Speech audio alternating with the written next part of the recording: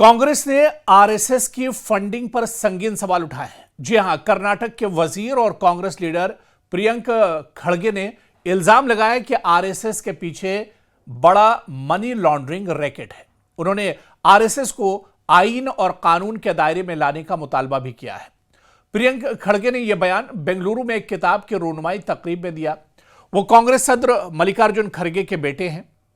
ET की एक report के मुताबिक प्रियंक खड़गे ने कहा कि आरएसएस से तकरीबन 2500 तंजीमें वाबस्ता है। वो अमेरिका और इंग्लैंड जैसे कई ममालिक से पैसा इकट्ठा करते हैं। उन्होंने इल्जाम लगाया कि इससे साफ जाहिर होता है कि आरएसएस के पीछे एक बड़ा मनी लॉन्ड्रिंग रैकेट काम कर रहा है। प्रियंक खड़गे ने आरएसएस के फंडिंग के जराये पर भी सवाल उठाए हैं। उन्होंने कहा कि अगर हम आरएसएस के पैसे के बारे में पूछते हैं तो वो कहते हैं कि ये गुरु दक्षिणा है, लेकिन मेरी तहकीक से मालूम हुआ कि गुरु दक्षिणा का मतलब है झंडा।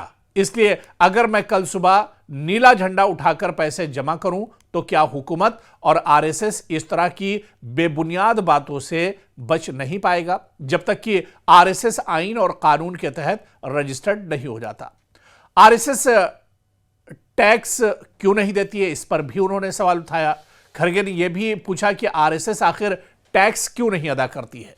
उन्होंने कहा कि वो हमें अच्छे शहरी बनने और इनकम टैक्स अदा करने को कहते हैं, लेकिन वो खुद इससे मुस्तस्ना रहना चाहते हैं। ये कैसे मुमकिन है? हमें यह सवाल पूछना है।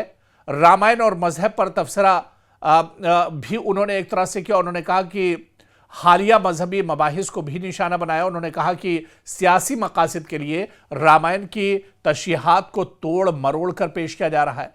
कांग्रेस लीडर ने कहा कि वाल्मीकि के रामायण एक चीज है और अब जो कुछ हो रहा है वो दरअसल अलग है।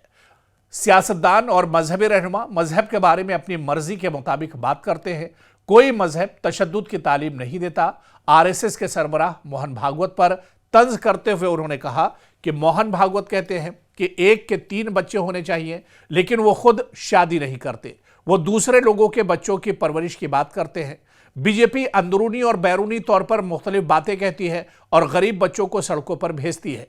आरएसएस के रजिस्ट्रेशन पर भी उन्होंने सवाल किया। उन्होंने कहा कि दरअसल आरएसएस के रजिस्ट्रेशन पर भी तनाजा है। आरएसएस किसी बाकायदा कानून के तहत रजिस्टर्ड नहीं है। आरएसएस के सरबराह मोहन भागवत ने भी यह बात उस वक्त कही जब इस मामले ने काफी बहस एक तरह से छेड़ दी।